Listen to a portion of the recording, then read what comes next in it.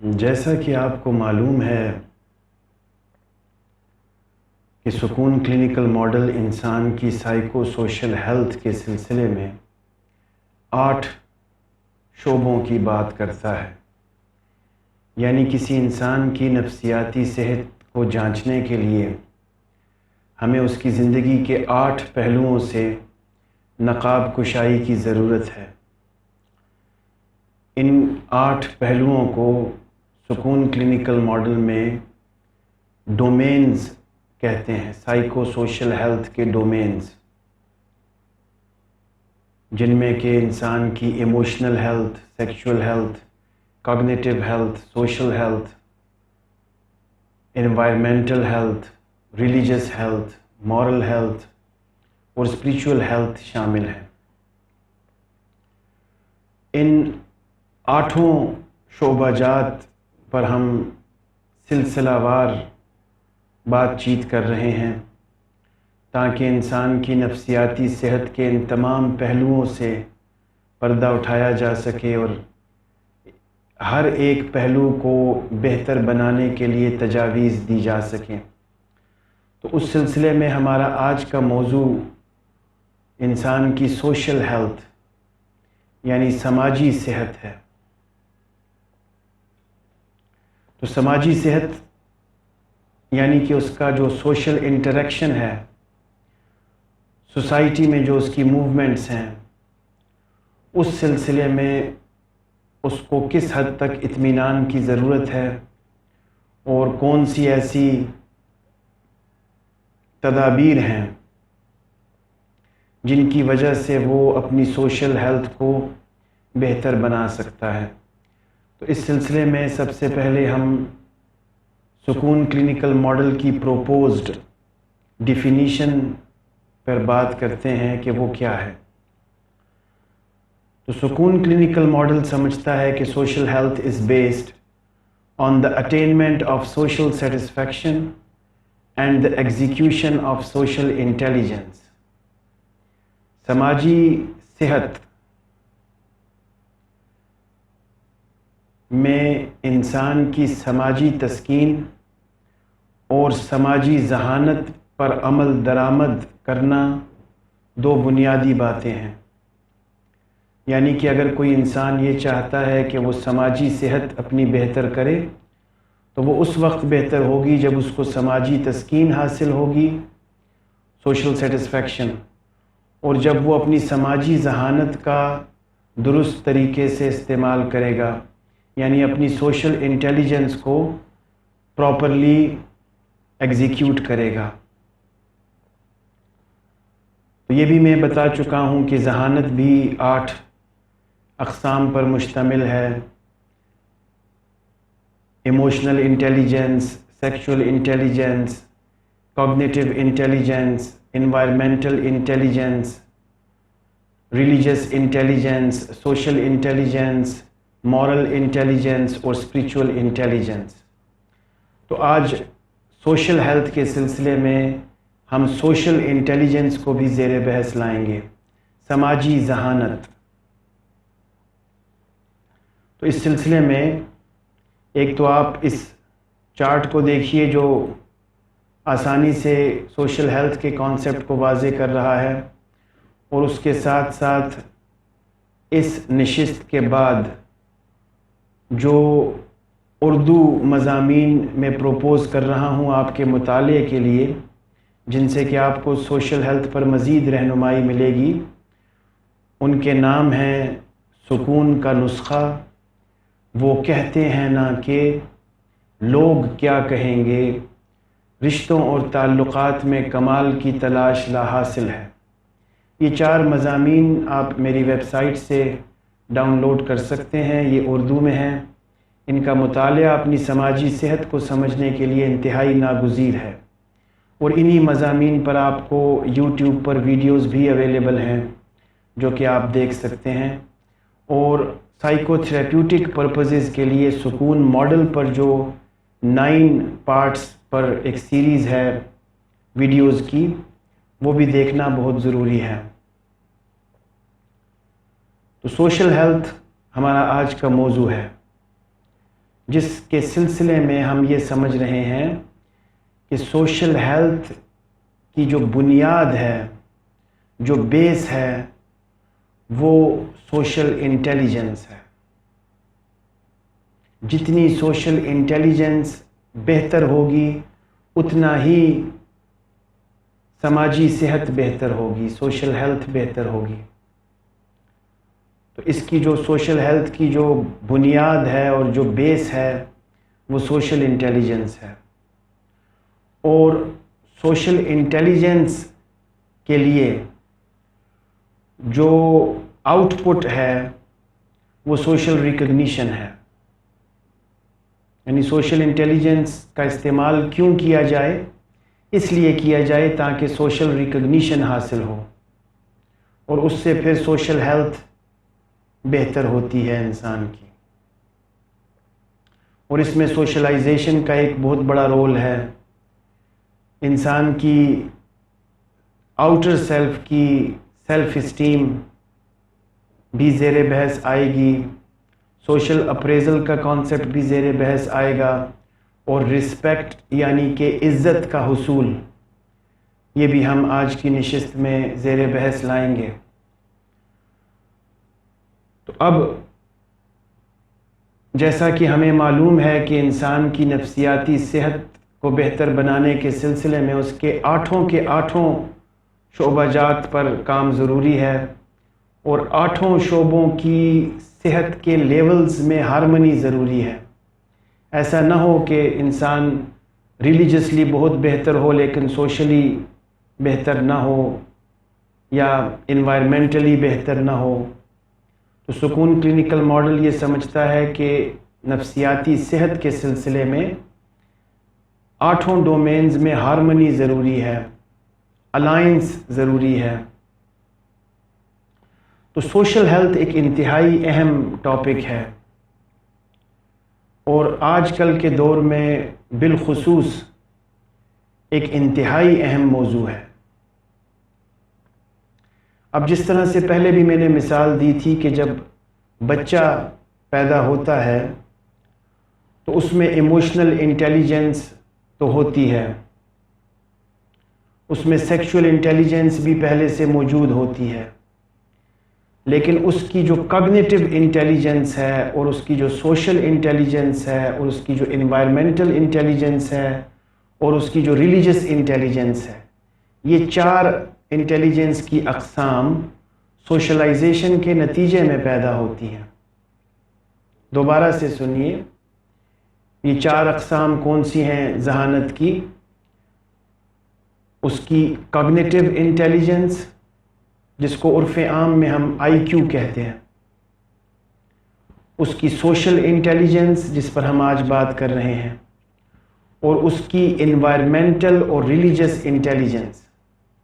یہ چار ذہانت کی اقسام سوشلائزیشن کا نتیجہ ہے، سوشلائزیشن کے نتیجے میں پیدا ہوتی ہیں، اور ان کا تعلق انسان کی آؤٹر سیلف یعنی سوشل سیلف سے ہے۔ تو سماجی ذہانت کیسے پیدا ہوتی ہے؟ سب سے پہلے تو یہ دیکھیے کہ سماجی ذہانت سے ہماری مراد کیا ہے۔ انسان چونکہ ایک سماجی حیوان ہے، سوشل انٹریکشن ناگزیر ہے، لوگوں کے ساتھ تعلقات استوار کرنا، لوگوں کے ساتھ رسم و راہ بڑھانا، اور لوگوں کے ساتھ اپنے معاملات کرنا ایک سماجی زندگی کے لیے انتہائی ناگزیر ہے۔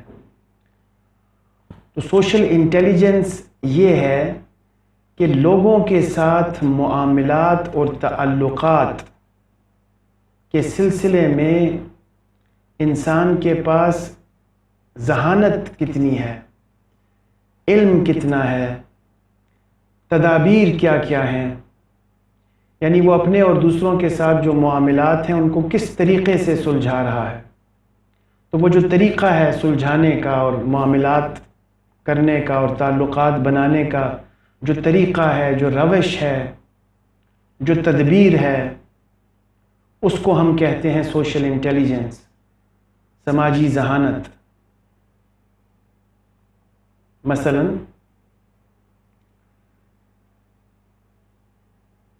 آپ کا کسی شخص سے راستے میں ملاقات ہو جاتی ہے اور وہ آپ سے راہ و رسم بڑھانے کی کوشش کرتا ہے کہ میری بات سنیے، میرے مسئلے پر توجہ دیجیے، 2 منٹ کھڑے ہو کر میری بات سن لیجیے.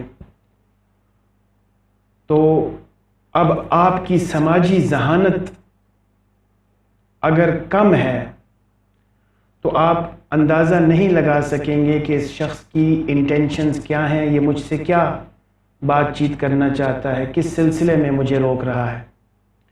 لیکن اگر آپ کی سماجی ذہانت بہتر ہے اور آپ کے پاس سفیشینٹ ایکسپیرینس موجود ہے تو اس انسان کو دیکھتے ہی اور اس کے منہ سے 1-2 جملے سنتے ہی آپ سمجھ جائیں گے اپنی سوشل انٹیلیجنس کی بنیاد پر کہ یہ مجھ سے کچھ مالی مدد کا تقاضا کرنے چلا ہے.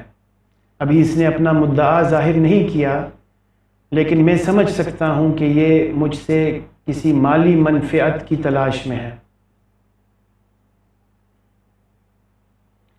تو اسی طرح سے سوشل انٹریکشن میں اگر آپ کی سوشل انٹیلیجنس ایکٹیو ہے اور سفیشینٹ ہے تو وہ آپ کو سکھاتی ہے کہ آپ دوسروں کے ساتھ معاملات احسن طریقے سے کیسے نبھا سکتے ہیں.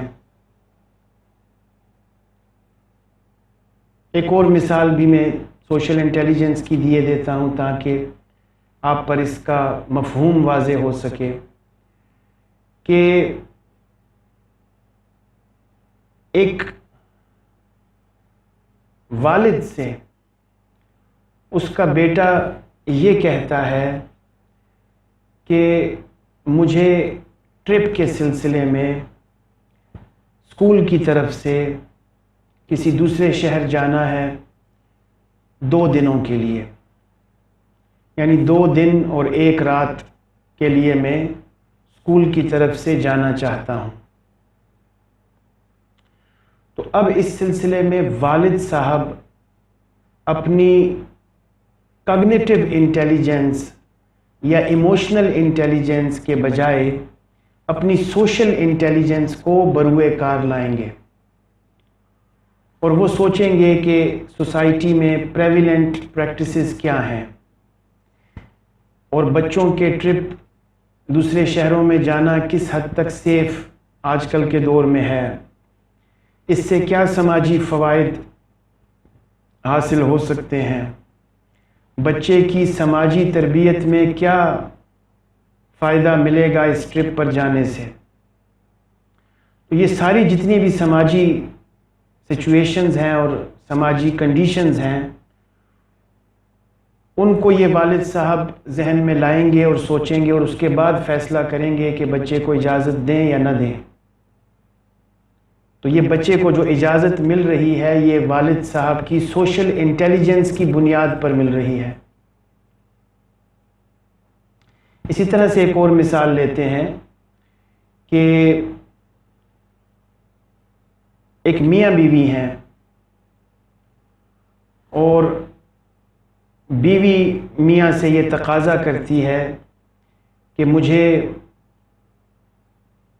کسی فنکشن پر جانے کے لیے فلانا جوڑا چاہیے اور اس کے ساتھ کچھ دیگر لوازمات بھی چاہیے.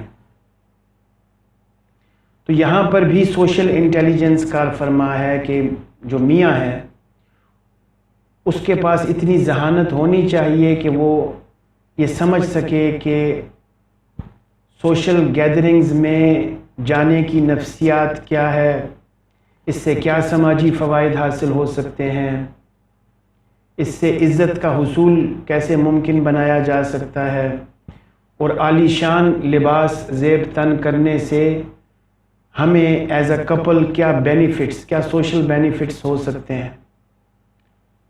تو ان سب باتوں کو ذہن میں رکھ کر وہ خاوند یہ فیصلہ کرے گا کہ مجھے کیا کرنا چاہیے. اسی طرح سے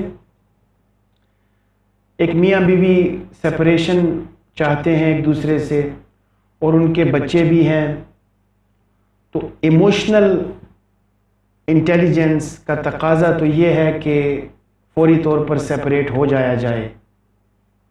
ایموشنل انٹیلیجنس تو یہ تقاضا کرتی ہے، لیکن سوشل انٹیلیجنس یہاں پر بھی اپنا رول پلے کرتی ہے اور ان دونوں کو لاشعوری طور پر سمجھانے کی کوشش کرتی ہے کہ بچوں کا کیا بنے گا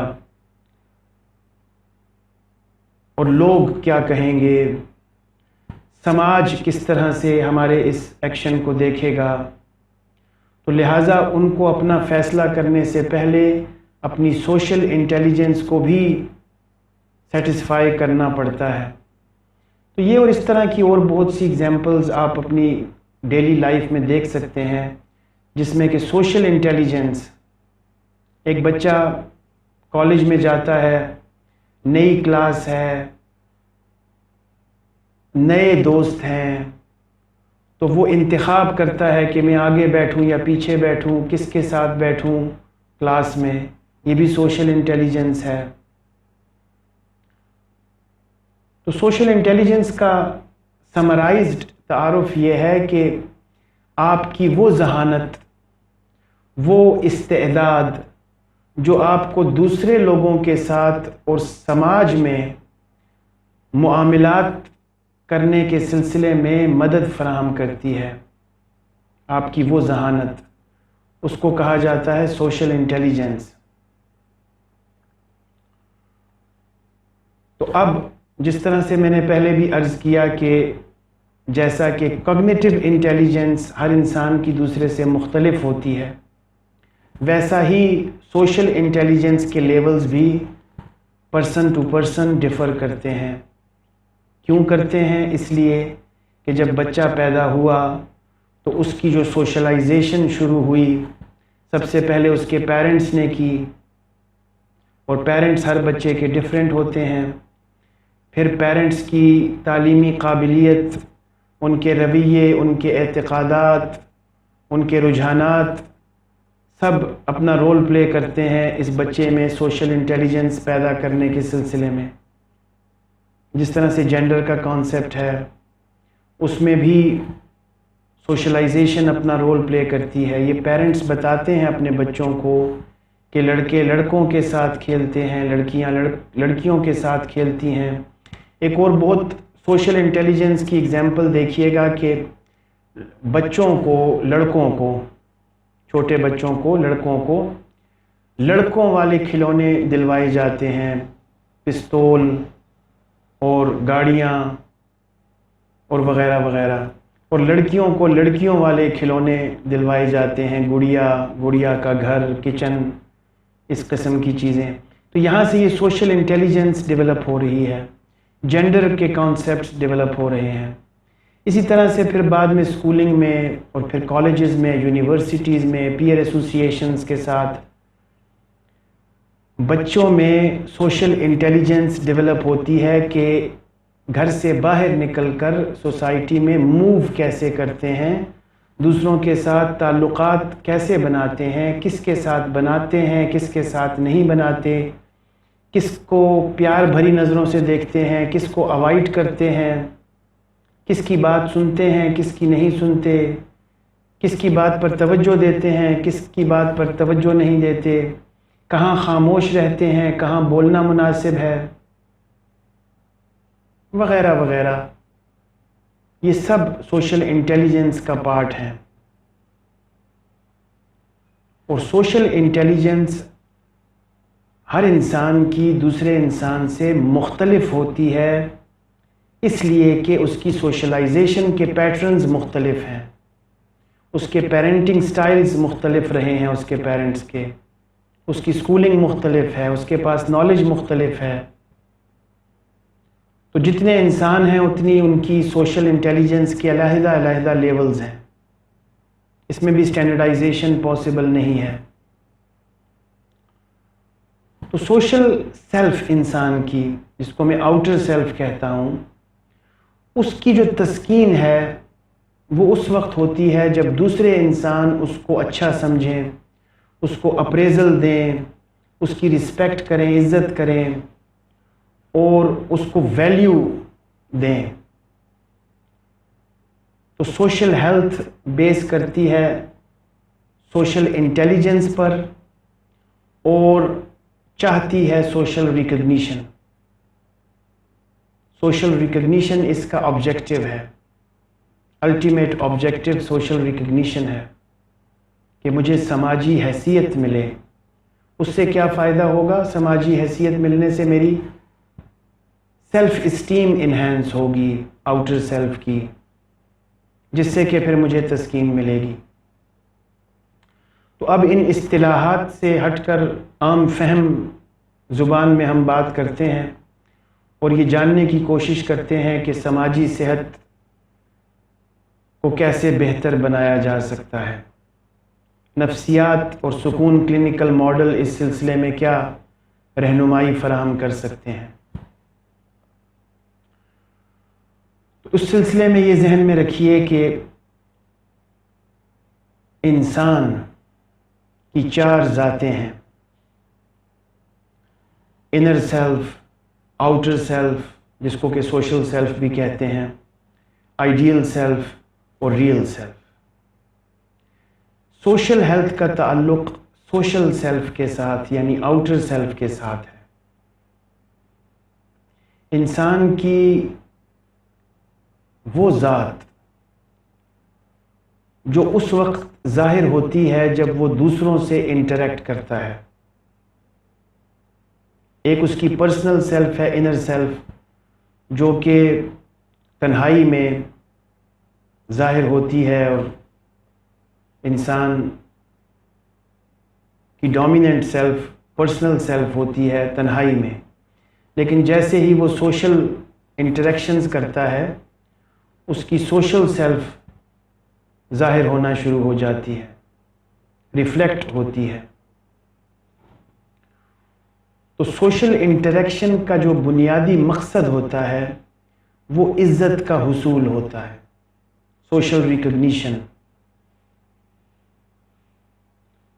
تو ہر انسان یہ چاہتا ہے آج کل کے دور میں بالخصوص کہ اس کی جو ویلیو ہے دوسروں کی نظروں میں وہ بہتر ہو، دوسرے اس کو اچھا سمجھیں، دوسرے اس کی تعریف کریں، دوسرے اس کو ویلیویبل سمجھیں. یہ اکثریت کا یہی خواب ہے. اس سلسلے میں اگر آپ میرے کچھ اردو مضامین کا مطالعہ فرمائیں، سکون کا نسخہ، وہ کہتے ہیں نا کہ، اور سب سے بڑھ کر جو میرا مضمون ہے، لوگ کیا کہیں گے. لوگ کیا کہیں گے، یہ ایک اردو کا مضمون ہے اور اس پر ویڈیو بھی اویلیبل ہے. اس مضمون کو اگر آپ تفصیل سے دیکھیں گے تو اس میں نے عزت کا مفہوم واضح کرنے کی کوشش کی ہے، جس کو آج بھی میں مختصراً آپ کے سامنے اس نشست میں واضح کرنے کی کوشش کرتا ہوں. کیونکہ عزت ایک ایسا پیرامیٹر ہے جو کہ سوشل ہیلتھ کے ساتھ ڈائریکٹلی اور سگنیفیکنٹلی کوریلیٹڈ ہے. یعنی عرف عام میں عام انسان یہ سمجھتا ہے کہ جتنی اس کی عزت ہوگی معاشرے میں اتنا ہی اس کی سماجی صحت بہتر ہوگی. سماجی صحت کا ٹرم تو اس کو نہیں پتہ، لیکن اتنا وہ ضرور سمجھتا ہے کہ جتنی میری عزت ہوگی معاشرے میں اتنا ہی میں کامیاب تصور کیا جاؤں گا اور اتنا ہی میں ایک اچھی زندگی گزار پاؤں گا. تو عزت کا حصول بہت ضروری سمجھا جاتا ہے. اس سلسلے میں جیسا کہ اس مضمون میں بھی آپ کو بتایا ہے میں نے، لوگ کیا کہیں گے، تو اس سلسلے میں یہ ذہن میں رکھنا ضروری ہے کہ عزت سے ہماری مراد کیا ہے.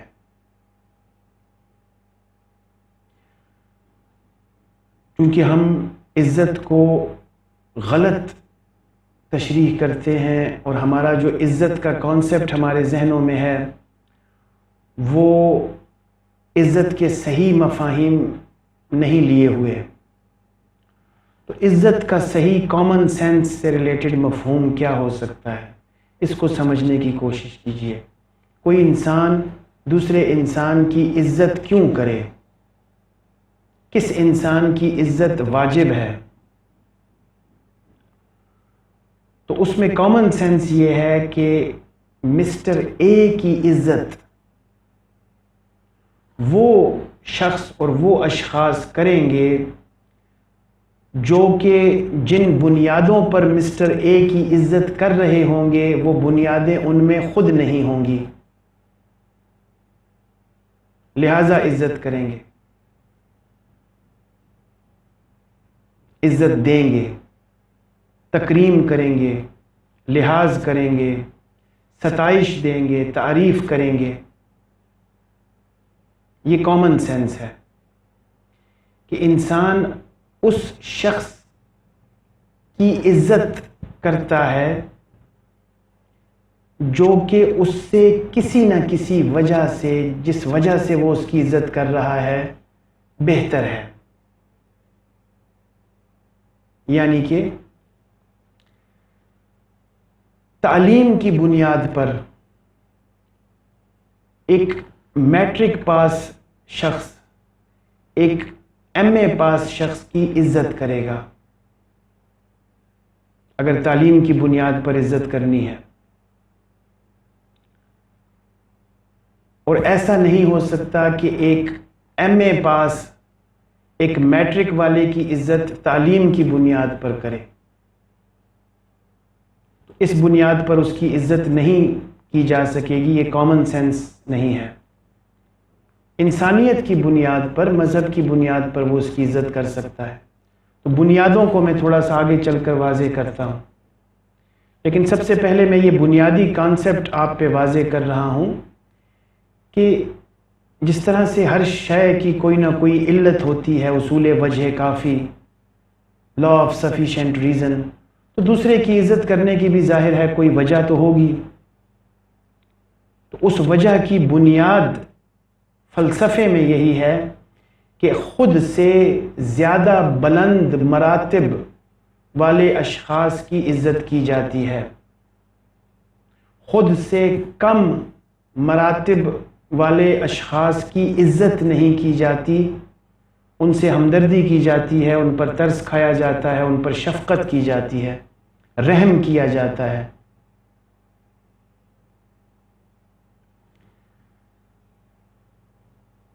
عزت کو سمجھ رہے ہیں آپ؟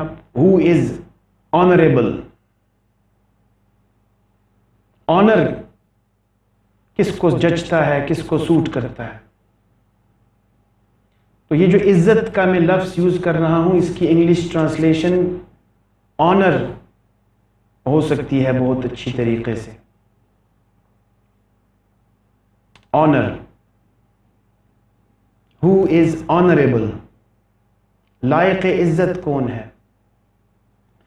ادب کرنا، رحم کرنا، اخلاق حسنہ رکھنا، وہ علیحدہ چیزیں ہیں۔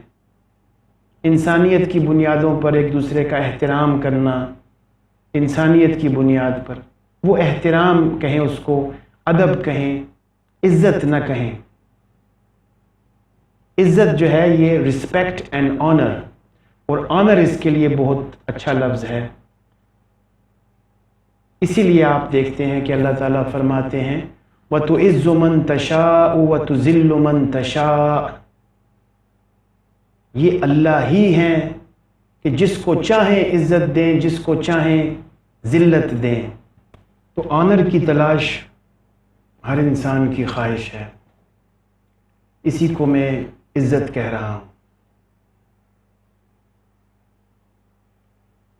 ہر انسان یہ چاہتا ہے کہ میرا معاشرے میں ایک مقام ہو، اور وہ مقام آنریبل مقام ہو، ویلیویبل مقام ہو، دوسرے مجھے اچھا سمجھیں، مجھے برا نہ سمجھیں، ایون اگر میں برا ہوں بھی تب بھی مجھے برا نہ سمجھیں، مجھے اچھا سمجھیں۔ اور اس کے مظاہر آپ معاشرے میں دیکھتے ہیں کہ در پردہ برے افراد بھی خود کو اچھا ظاہر کر کے پیش کرنا چاہتے ہیں۔ یہ انسان کی بنیادی سماجی نفسیات ہے کہ وہ چاہتا ہے کہ اس کو عزت ملے معاشرے کی طرف سے، لیکن عزت کی جو صحیح تعریف ہے جس پر ہم بات کر رہے ہیں اس کا سمجھنا بہت ضروری ہے۔ اور اس سلسلے میں نے عرض کیا کہ عزت اور آنر اور احترام اس شخص کا واجب ہے، اس شخص کا کیا جانا چاہیے جو کہ آپ سے کسی نہ کسی حوالے سے بہتر ہو، جس حوالے سے آپ اس کی عزت کرنا چاہ رہے ہیں۔ تو اب وہ حوالہ ہمارے معاشرے میں کیا ہے؟ کس حوالے سے ایک دوسرے کی عزت کی جاتی ہے اور کس حوالے سے ایک دوسرے کو قابل تحسین سمجھا جاتا ہے؟ تو اس سلسلے میں سب سے بڑا حوالہ ہمارے معاشرے میں مال و دولت ہے، کہ جس انسان کے پاس روپے پیسے کی فراوانی ہے وہ خود بھی یہ سمجھتا ہے کہ میں قابل عزت ہوں، لائق احترام ہوں، اور دوسرے انسان بھی اس کو احترام دینے کی بھرپور کوشش کرتے ہیں۔ یہ ہمارے معاشرے کا ایک معتبر حوالہ ہے، مالدار ہونا، اور اسی حوالے سے زیادہ تر لوگ ایک دوسرے کو لائق احترام سمجھتے ہیں۔ خواتین کے لیے خوبصورتی ایک بہت بڑا حوالہ ہے عزت کروانے کے لیے۔ ایک خاتون یہ سوچ سکتی ہے کہ میں جتنی خوبصورت نظر آؤں گی اتنا ہی زیادہ میری عزت ہوگی اور میرا مرتبہ بڑھے گا، جتنی زیادہ میں خوبصورت اور پرکشش نظر آؤں گی۔ اور پرکشش اور خوبصورت ہونے کے لیے پھر روپے پیسے کا استعمال بھی ضروری ہے، کہ جتنا میرا لباس قیمتی ہوگا، بہترین ہوگا، اتنا ہی میں عزت کے قابل سمجھی جاؤں گی۔ تو یہ جو دو حوالے میں نے پیش کیے، ویلتھ اور بیوٹی، یہ اس وقت دنیا کے بیشتر معاشروں میں عزت کے حصول کے لیے سر فہرست حوالے ہیں۔ مردوں کے لیے ویلتھ اور خواتین کے لیے خوبصورتی، یہ مروجہ حوالے ہیں جن کی بنیاد پر لوگ ایک دوسرے کی عزت کرتے ہیں، practically speaking, not theoretically. Theoretically تو دیکھیں تو پھر عزت مند وہ ہے جو متقی ہے، جو صاحب تقوی ہے، وہ ہے نا عزت مند ریلیجسلی۔ اور فلسافیکلی عزت مند وہ ہے جو دانش مند ہے۔ تو تھیوریٹیکل باتیں تو اپنے ذہن سے آپ نکال دیں، پریکٹیکل پریویلنس دیکھیں کہ سوسائٹیز میں ہو کیا رہا ہے۔ تو لوگوں نے غلط حوالہ جات متعین کر رکھے ہیں ایک دوسرے کو عزت دینے کے سلسلے میں۔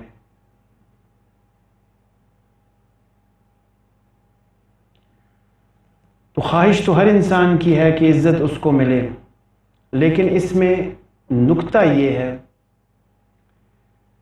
کہ انسان کو یہ سوچنا چاہیے کہ دوسرے میری عزت کیوں کریں، میں کیوں آنریبل کہلوانا چاہتا ہوں خود کو، اور کیوں اپنی عزت کروانا چاہتا ہوں۔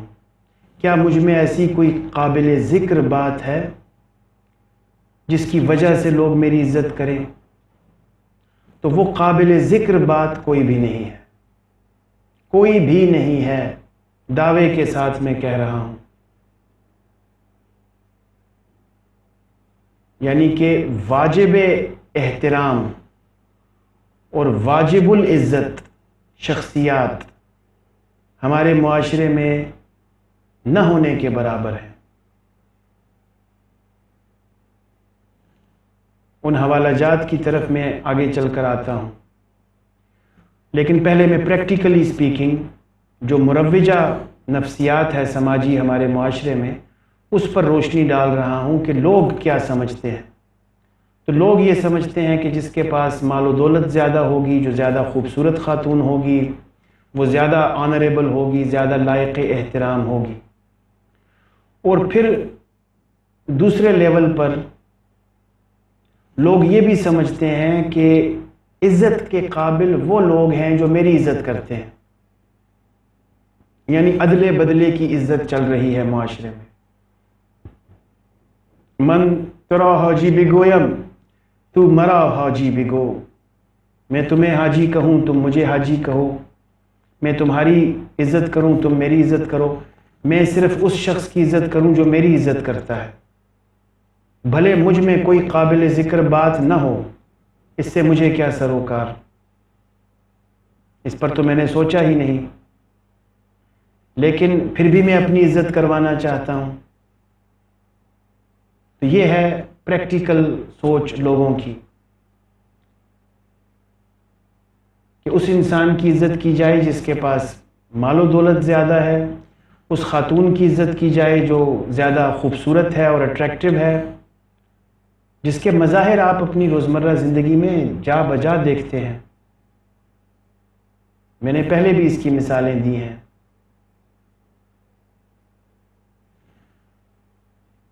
اور پھر دوسرے لیول پر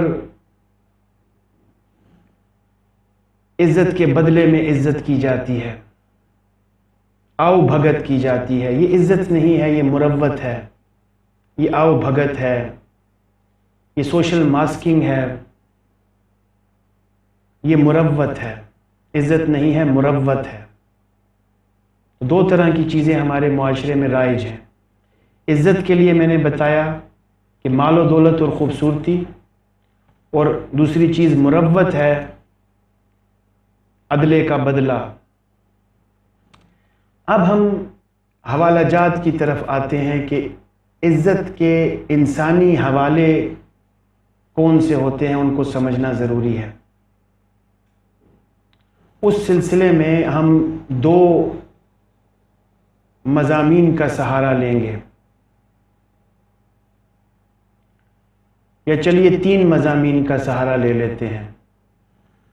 ایک ہم اپنے دین کا سہارا لیتے ہیں سب سے پہلے، اس کے بعد ہم نفسیات کا سہارا لیتے ہیں جو ہمارا مضمون ہے، اور تیسرے لیول پر ہم سماجیات کا، سوشیالوجی کا بھی سہارا لے لیتے ہیں، اور ان تین ویو پوائنٹ سے دیکھنے کی کوشش کرتے ہیں کہ عزت کے حوالہ جات کیا ہیں، عزت کیوں کی جانی چاہیے کسی شخص کی، اس چیز کو سمجھنے کی ضرورت ہے۔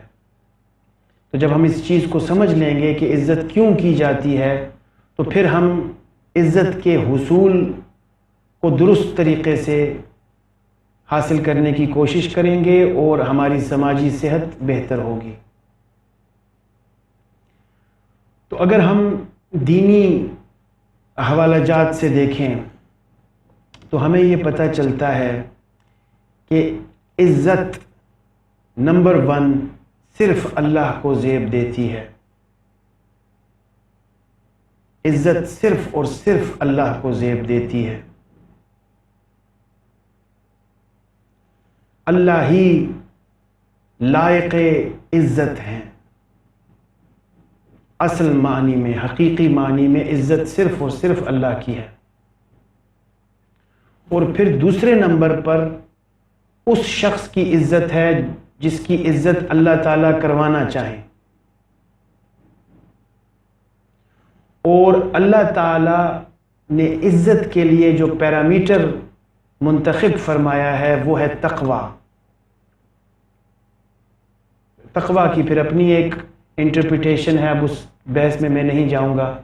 عرف عام میں جو آپ تقوی کا معنی سمجھتے ہیں بس وہی سمجھیے، اور یہ دیکھیے کہ جو صاحب تقوی ہے، جو پرہیزگار ہے عرف عام میں، جو کہ خود کو متقی نہیں کہہ رہا، یہ بھی اس کا بہت بڑا سائن ہے۔ تقوی کو انشاءاللہ میں ریلیجس ہیلتھ میں ڈیٹیل سے ڈسکس کروں گا۔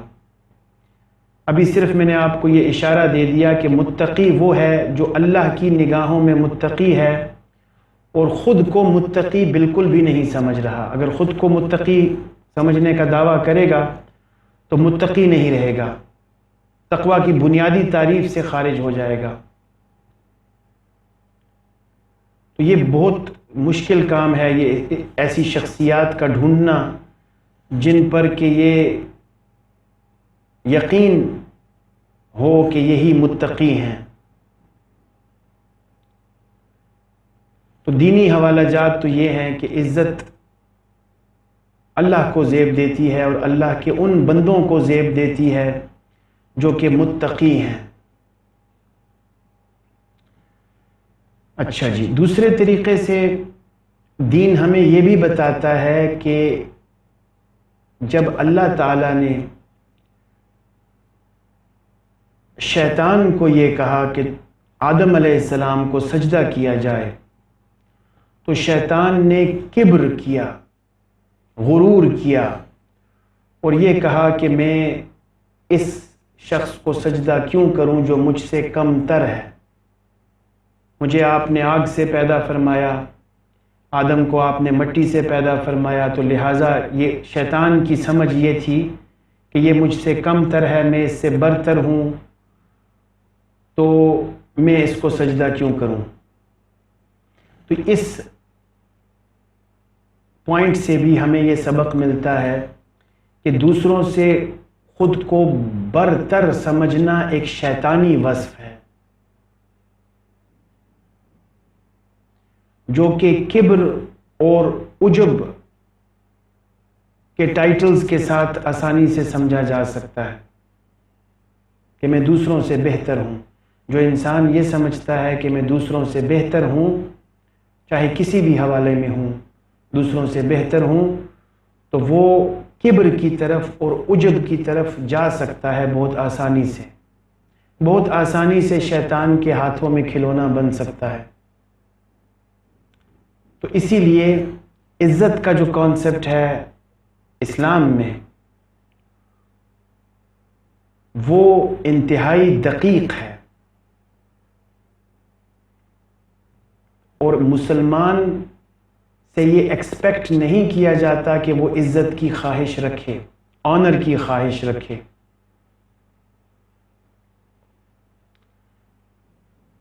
اس کو خود میں مسکینی پیدا کرنے کی دعوت دی جاتی ہے، منکسر المزاجی پیدا کرنے کی دعوت دی جاتی ہے، غرور ہونے کی، مغرور ہونے کی، متکبر ہونے کی، صاحب رعونت ہونے کی دعوت نہیں دی جاتی۔ تو اگر ہم اسلامی حوالوں سے دیکھیں تو پھر تو ہم عزت کا حصول کی خواہش ہمیں چھوڑ دینی چاہیے، یہ زیب نہیں دیتا۔ اسی طرح سے نفسیاتی گراؤنڈز پر وہ شخص صاحب عزت ہو سکتا ہے جو انتہائی پرسکون ہو، نفس مطمئنہ اس کو حاصل ہو، انتہائی ذہنی طور پر آسودہ ہو۔ تو ایسے اشخاص بھی بہت نایاب ہیں معاشرے میں۔ اس طرح سے جو تیسرا جو ویو پوائنٹ ہم دیکھ سکتے ہیں وہ سوشیالوجی کا ہے کہ سوشلی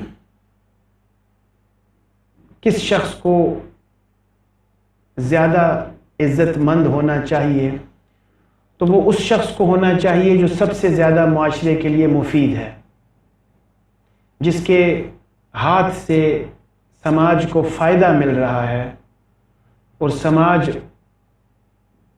کی داد رسی میں، سماج کی اعانت میں، مدد میں وہ شخص انتہائی پیش ہے، فلاحی شخصیت ہے، تو سماجی طریقے سے پھر وہ بھی لائق عزت ہے دوسروں کے لیے۔ اس کے پاس یہ ایک قوی بنیاد ہے عزت کے لیے کہ وہ ویلفیئر اور فلاح کے لیے کام کرتا ہے۔ تو جو انسان جتنا زیادہ فلاحی ہوگا اتنا ہی زیادہ سماجی طور پر عزت مند اس کو ہونا چاہیے۔ تو اب یہ 3 حوالے ہم نے دیکھے، ہم دوسرے حوالہ جات بھی دیکھ سکتے ہیں جو کہ فار ایگزامپل ہم اگر بزنس کے پرسپیکٹو سے دیکھیں دنیا کو، تو پھر وہ شخص کامیاب اور عزت مند ہوگا جس کے پاس بزنس بڑا ہے، پیسہ زیادہ ہے۔ اسی طرح سے اگر ہم منشیات کے پرسپیکٹو میں دیکھیں تو وہ شخص زیادہ عزت مند ہے جو سب سے سخت نشہ کرتا ہے۔ اسی طرح اگر ہم جرائم کے حوالہ جات سے دیکھیں تو وہ شخص سب سے زیادہ عزت مند ہے جیل میں جس نے سب سے بڑا جرم کر رکھا ہے۔ تو حوالہ جات تو بہت ہیں، لیکن ہم نے صرف 3 حوالہ جات منتخب کیے، اور کرنا ہمیں صرف ایک ہی چاہیے تھا سکون کلینیکل ماڈل کے پرسپیکٹو میں، جو کہ دینی حوالہ ہے بس، لیکن 2 اور بھی میں نے حوالہ جات دے دیے تاکہ آپ آسانی سے سمجھ سکیں کہ لائق احترام کس کو کہا جا سکتا ہے۔ تو اس حوالہ جات کا جو خلاصہ ہے وہ یہ ہے کہ عزت کے قابل وہ ہو سکتا ہے، نمبر 1 پہلے تو یہ سمجھ لیں کہ کوئی بھی نہیں ہے عزت کے قابل، صرف اللہ کی ذات ہے۔ اب اللہ تعالیٰ جس کو چاہیں کہ عزت اس کو دنیا میں ملے تو وہ شخص ہو سکتا ہے جو متقی ہے،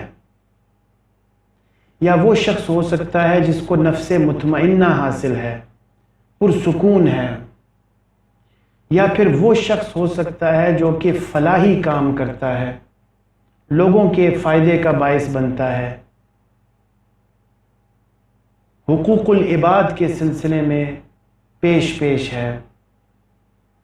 یہ ہیں وہ حوالہ جات جو کہ مستند ہیں، اور اس سے پہلے میں نے آپ کو وہ دنیاوی پریویلنٹ پریکٹیکل حوالہ جات بتائے، ویلتھ، بیوٹی اور مروت، کرٹسی۔ جو مروجہ حوالہ جات ہیں عزت کے وہ ہیں ویلتھ، بیوٹی اور کرٹسی، اور جو ڈیزائرڈ حوالہ جات ہیں وہ انسان کی پرہیزگاری، اس کا سکون اور اس کی فلاحی طبیعت۔ اور سکون کے سلسلے میں بھی ذہن میں رکھیے کہ سکون کے لیے دانش بہت ضروری ہے، علم بہت ضروری ہے۔ جو صاحب سکون ہوگا وہ ڈیفینیٹلی دانش مند بھی ہوگا، وہ جاہل نہیں ہوگا۔ تو اب ان سب حوالہ جات کو سمجھنے کے بعد انسان کو یہ سوچنا چاہیے کہ میں جس دوسرے شخص کی عزت کر رہا ہوں وہ کس حوالے پر مبنی کر رہا ہوں۔ کیا یہ شخص متقی ہے؟ کیا یہ شخص نفس مطمئنہ کا حامل ہے؟ کیا یہ شخص بہت فلاحی کام کرتا ہے؟ تو ایسا تو نہیں ہے۔ تو لہٰذا عزت کے حصول کے چکروں سے نکلنا بہت ضروری ہے۔ سماجی صحت کو بہتر بنانے کے لیے سب سے پہلے عزت کو صحیح طریقے سے ڈیفائن کرنا، اور اس کے بعد پھر اس چکروں سے خود کو نکالنا۔ ہم اس دنیا میں اس لیے تشریف نہیں لائے کہ ہم دوسروں سے اپنی عزت کروائیں اور دوسروں کی عزت کریں، بالکل بھی اس لیے ہم اس دنیا میں تشریف نہیں لائے۔ یہ ہمارا کلچر اور ہمارے سماجی معاملات، رسم و رواج ہمیں یہ سمجھاتے ہیں کہ عزت ضروری ہے۔ بالکل بھی عزت ضروری نہیں ہے، نہ کرنا نہ کروانا۔ مسکینی ضروری ہے، منکسر المزاجی ضروری ہے۔ تو اس سلسلے میں اگر آپ صحابہ کرام رضوان اللہ تعالی علیہم اجمعین کی مثالیں دیکھیے گا، اس کے بعد آپ اولیاء کرام جو برحق اولیاء کرام ہوا کرتے تھے ان کی مثالیں دیکھیے گا، اس کے بعد آپ دانش مندوں کی، ارسطو افلاطون کی اور مختلف فلاسفرز کی، آئنسٹائن کی، اسٹیفن ہاکنز کی، مختلف سائنسدانوں کی، نیوٹن کی، اس قسم کی شخصیات کی مثالیں دیکھیے گا تو آپ کو یہ سب کے سب منکسر المزاج، ڈاؤن ٹو ارتھ نظر آئیں گے، اور دوسروں کی پرواہ کرتے ہوئے نظر نہیں آئیں گے۔ ان میں سے کسی کی بھی سوچ ایسی نہیں ہوگی کہ لوگ کیا کہیں گے۔ اگر ان لوگوں نے یہ سوچا ہوتا کہ لوگ کیا کہیں گے، اگر گلیلیو نے یہ سوچا ہوتا کہ لوگ کیا کہیں گے، تو کبھی بھی وہ دوربین نہ بناتا اور کبھی بھی فلکیات میں کام نہ کرتا۔ اور اگر اپنی عزت کروانا چاہتا گلیلیو تو سائنسدان نہ بن سکتا، کیونکہ اس کی عزت اس وقت چرچ کو فالو کرنے میں تھی، سائنس میں نہیں تھی۔ تو اسی طرح سے جتنے بھی قابل ذکر شخصیات ہمیں تاریخ میں ملتی ہیں، ان میں یہ اسلوب کامن ہے کہ وہ دوسروں کی پرواہ نہیں کرتے، کلچر کی پرواہ نہیں کرتے، جدت پسندی کے قائل ہوتے ہیں، تخلیقی صلاحیتوں کو بروئے کار لاتے ہیں اور اپنے اہداف کو دانشمندانہ بناتے ہیں، مبنی بر رسم و رواج نہیں بناتے، ڈائیورجنٹ تھنکرز ہوتے ہیں، کوورجنٹ تھنکرز نہیں ہوتے۔ تو لوگ کیا کہیں گے، یہ ہے ایک زہر قاتل سماجی صحت کے لیے۔ اس کو پورا کرنے کے چکروں میں اور اپنی عزت کرنے اور کروانے کے چکروں میں انسان اپنی سماجی صحت کو نقصان پہنچاتا ہے۔ تو سکون کلینیکل ماڈل کے پرسپیکٹو میں اگر کوئی انسان یہ چاہے کہ اس کی سماجی صحت بہتر ہو، تو اس کو سب سے پہلے اپنی سوشل انٹیلیجنس کو امپروو کرنا چاہیے، دیکھنا چاہیے کہ سماجی معاملات کے پیچھے چھپے ہوئے راز کیا ہیں اور ان میں کس حد تک صداقت ہے اور کس حد تک دانش ہے۔ اس کے بعد وہ عزت کے صحیح مفہوم کو سمجھے کہ عزت کے پیرامیٹرز کون کون سے ہونے چاہیے۔ دراصل جو مروجہ پیرامیٹرز ہیں ان کو اندھا دھند فالو نہ کرے، کیونکہ اس سلسلے میں اس کو کچھ بھی ہاتھ نہیں آئے گا۔ ساری زندگی اگر تگ و دو کرتا رہے تو حل میں مزید کی تلاش میں رہے گا، اور پھر ہر صاحب دنیاوی معانی میں ہر صاحب عزت سے اوپر ایک اور عزت والا بھی اس کو ملے گا، پھر اس سے اوپر ایک اور عزت والا۔ تو یہ دوڑ کبھی ختم نہیں ہوگی، دنیاوی عزت کے حصول کی دوڑ۔ تو لہٰذا وہ عزت کے پیرامیٹرز کو یا تو ریلیجسلی ڈیفائن کر لے، سب سے بہتر طریقہ یہ ہے، اور متقی ہونے کی کوشش کرے،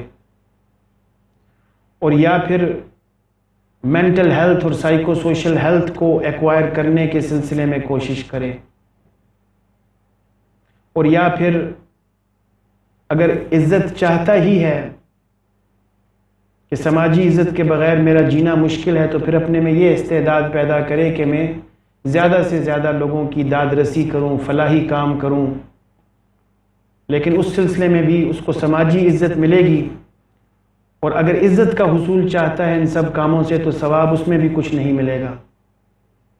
تو یہ ساری باتیں انسان کو سوچنی چاہیے اور اس نتیجے پر پہنچنا چاہیے کہ سماجی معاملات اور سماجی تعلقات اگرچہ کہ میری زندگی میں ضروری تو ہیں،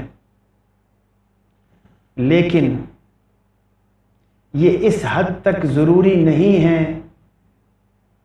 کہ میں اپنے سکون کو، اپنی ذہنی صحت کو تباہ کر بیٹھوں ان چکروں میں کہ لوگ کیا کہیں گے، لوگوں کو خوش کرنے کے چکروں میں، لوگوں کی اندھا دھند تقلید کرنے کے چکروں میں، اور ایک بادی النظر میں نظر آنے والی عزت کے حصول کے چکروں میں، جو کہ اصل عزت نہیں ہے، ایک مصنوعی عزت ہے، اور میں نے اس کو مروت کہا ہے۔ تو اس بادی النظر میں نظر آنے والی عزت کے چکروں میں پڑا رہوں گا تو اپنی نفسیاتی صحت کو کھو بیٹھوں گا،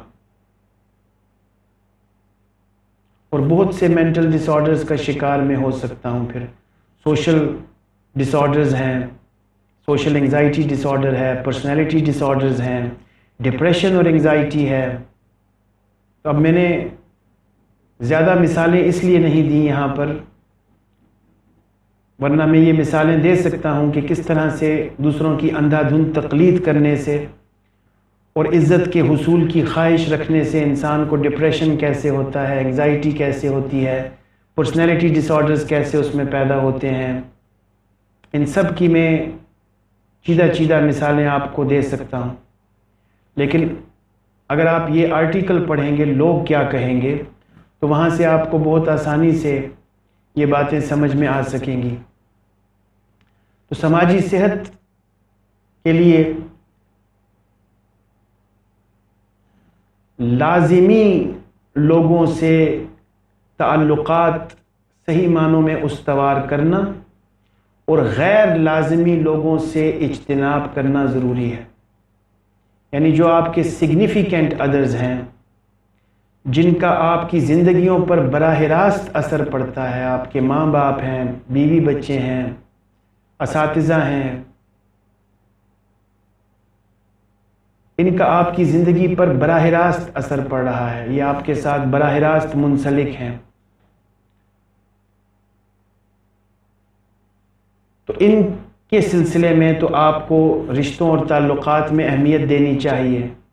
لیکن اگر آپ یہ سمجھتے ہیں کہ پوری کی پوری دنیا ہی مجھے داد و تحسین سے نوازے اور پوری کی پوری دنیا کی نگاہوں میں معتبر بن جاؤں، سوشل میڈیا پر، فیس بک پر، انسٹاگرام پر سب لوگ مجھے تعریف اور توصیف سے نوازیں، مجھے زیادہ سے زیادہ لائکس ملیں، میری زیادہ سے زیادہ واہ واہ ہو، تو یہ جو عزت نام نہاد عزت کے حصول کے چکر ہیں یہ آپ کو نفسیاتی مریض بنا کر چھوڑیں گے اور آپ کی سماجی صحت تباہ ہو جائے گی۔ سکون کلینکل ماڈل یہ سمجھتا ہے کہ شیطان کے علاوہ، ایک تو انسانی نفسیاتی امراض میں شیطان کا کلیدی کردار ہے، اس کے علاوہ جو سب سے بڑا کردار ہے نفسیاتی امراض میں وہ کلچر کا ہے، رسم و رواج کا ہے۔ اور میں یہ پہلے بھی بتا چکا ہوں سکون کلینکل ماڈل کو ڈسکس کرتے ہوئے کہ جو کلچر پریویلنٹ ہے، خصوصاً ہمارے معاشرے میں جو کلچر ہے وہ کلچر کے نام پہ دھبا ہے، وہ نفسا نفسی کا کلچر ہے، سیلفشنس کا کلچر ہے۔ اس کلچر میں رہتے ہوئے رسپیکٹیبل اور آنریبل وہی ہو سکتا ہے جو اس کلچر کو فالو کرے، زبان خلق کو نقارہ خدا سمجھے، اور ان چکروں میں پڑنے سے وہ اپنی نفسیاتی صحت سے ہاتھ دھو بیٹھے گا بالکل۔ تو لہٰذا عزت کے صحیح مفاہیم کو سمجھنے کے لیے اور سوشل ریکگنیشن کے لیے پیرامیٹرز کو وضع کرتے ہوئے انسان کو اپنے دینی اصولوں سے رہنمائی حاصل کرنی چاہیے اور لائف آفٹر ڈیتھ کو ذہن میں رکھنا چاہیے۔